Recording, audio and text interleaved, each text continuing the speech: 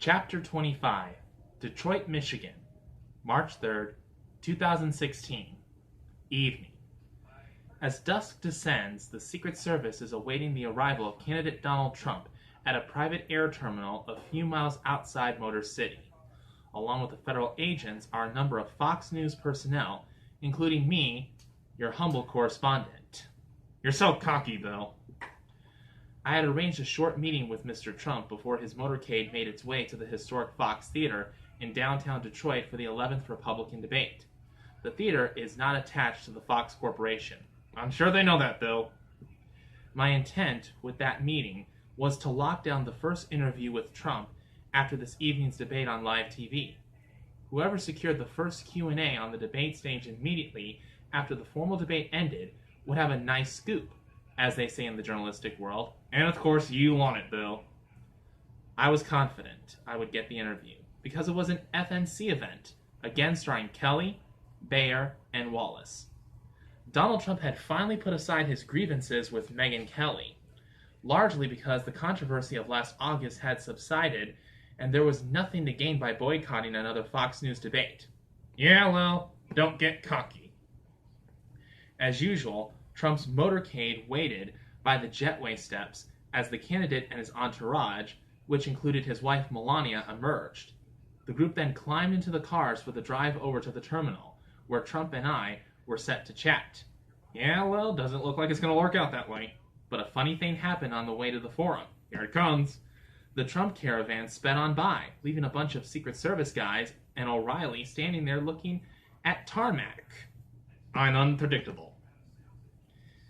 After a few rather testy phone calls to Trump's surrogates, a picture emerged. The candidate was in a foul mood, and Mitt Romney had caused it. Such a pain in my butt. Trump was not speaking to anyone before the debate. Mitt Romney made me mad.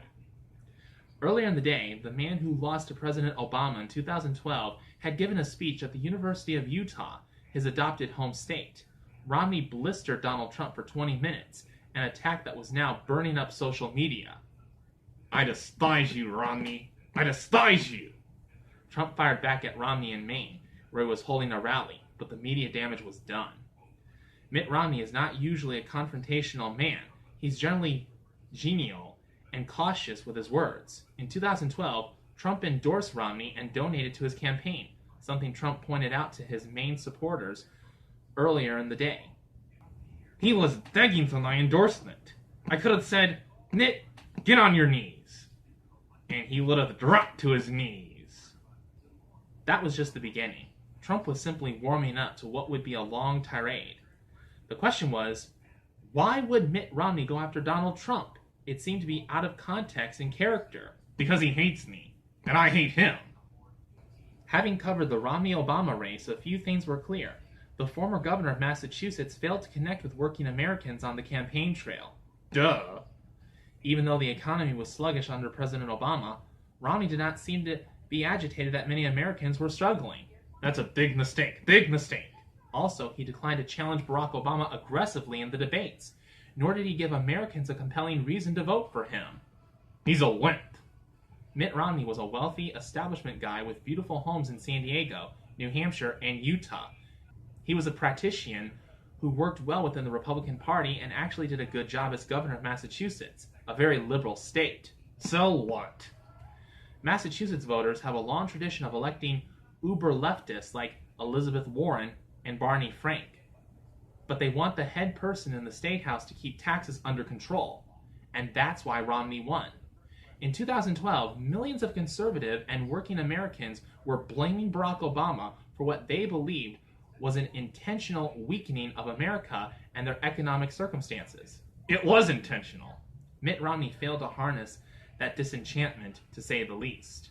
Thus, President Obama beat him fairly easily by 5 million popular votes. The electoral count was 332 to 206. Romney lost Florida and Virginia, 2 states he had to have. Of course, Democrats and the press were overjoyed. Of course they would be. Just before his air raid hours ago in Utah, Mitt Romney dined with his 2012 running mate, Congressional Speaker of the House, Paul Ryan. Therefore, the Republican establishment had to know what Romney was about to do.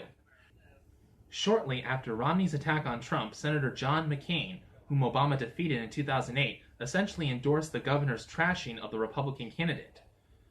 So what the deuce was going on? Stewie Griffin, Family Guy. What the deuce? I love it. After Trump's huge victory on Super Tuesday, it was clear he would have enough delegates to win the nomination. But that's not what the GOP chieftains wanted. Like Charles Kruthammer, many establishment Republicans saw Donald Trump as a vulgarian who would get crushed by Hillary Clinton in the general election. Wrong!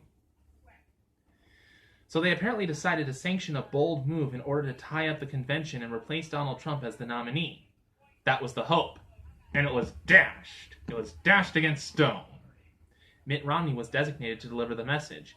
And he did. With relish. Nasty. Here's what I know. Donald Trump is a phony. A fraud. His promises are as worthless as a degree from Trump University. He's playing members of the American public for suckers. He gets a free ride to the White House, and all we get is a lousy hat. Ah, shut up, Mitt. Romney went on and on, his remarks a blessing to the Democrats and to the media, which had recently decided to cover Trump more as a national menace than a presidential candidate. Many press executives were pleased that he would be the Republican nominee, but now they would begin to disassemble him so that Hillary would not have to break a sweat. Mitt Romney's scathing sound bites gave the leftist press cover. Now it wasn't just the liberal media going after Trump, it was his own party. So the reportage got more vicious, the analysis more dishonest. An anti-Trump groupthink developed in the national media that is still in place to this day. I know. And it gives me a headache. For the press, it was an invasion of the body snatcher scenario. Everyone was the same. On the political front, it is hard to fathom what the Republican power brokers were thinking. Yes, Mitt Romney was a private citizen who could say what he wanted, but it is impossible to believe that the Republican National Committee was unaware of Romney's intent. The poobahs knew. But what was the reasoning? Donald Trump had wiped out the field, drawing enormous numbers of voters to the primaries. Yes, I did. He was a political phenomenon in much the same way that Senator Barack Obama was in 2008. What did the RNC think? That Ronald Reagan would rise from the grave? Not likely. This is not The Walking Dead. Whom did the Republican establishment expect to replace Trump at the convention? Mitt Romney? Nope. Daffy Duck? Less than likely. He's a cartoon character. Politically, the Romney speech was a disaster for the GOP. Again, it gave the press free rein to viciously attack Trump. It began the Never Trump movement within the GOP, and it angered Trump supporters, many of whom saw Mitt Romney as a traitorous wimp and the GOP leadership as spineless idiots. Rhino Republicans. That's what they are, and they are political idiots. But most important, Romney's play deeply hurt Donald Trump, who would never again fully trust his own party. Nope, I don't trust them. I don't trust anybody. In addition, Trump would come to despise his predecessors, Romney and McCain, as well as the entire Bush family. I despise them. This would hurt him down the line. The last men standing assemble on the debate stage in Detroit, wishing the spectacle were over. Donald Trump, Marco Rubio, Ted Cruz, and John Kasich are all that remain from the original 17 Republican candidates. Almost done. Almost gone off the stage. 10 times over the past 7 months, these men have confronted one another in debate format, and they have had enough. They are tired. They've said what they have to say. But the Republican Party lined up 12 debates, and so the show must go on, even though Donald Trump is now a lock for the nomination. You guys might as well go home, because you're losers, and I'm the winner. We all knew early that the blowtorch Trump was using in his campaign would knock out the real issues, Governor Mike Huckabee, a candidate who dropped out in February, told me in the spring of 2019. Donald's strategy of dominating media coverage worked. Republican voters wanted to blow up the system, and Trump promised that. The rest of us could not get known because the press was not interested in us. It was all about Donald and whatever attacks he was launching. I am the dust. Mike Huckabee went on to endorse Trump and retains no hard feelings. To him, Donald Trump's brilliant strategy worked, and that was that. He knows I'm the dust. The Detroit debate amounted to nothing. At the start, Donald Trump set the low bar by actually saying to Megyn Kelly, "You're looking low." I was hoping Megyn would reply, "No thanks to you," but she didn't. Bored with the lengthy and laborious process, the candidates all knew that the Republican campaign had devolved into personal insults, primarily between Rubio and Trump. Here's a sample. Trump: "I have never seen a human being sweat like this man sweats. It looks like he just jumped into a swimming pool with his clothes on." Trump splashes water on the stage. "It's Rubio!" Rubio: "Trump was having a meltdown. First, he had his little makeup thing, applying makeup around his mustache because he had one of those sweat mustaches." Trump: "Little Marco Rubio is just another Washington, D.C. politician. That is, all talk and no action."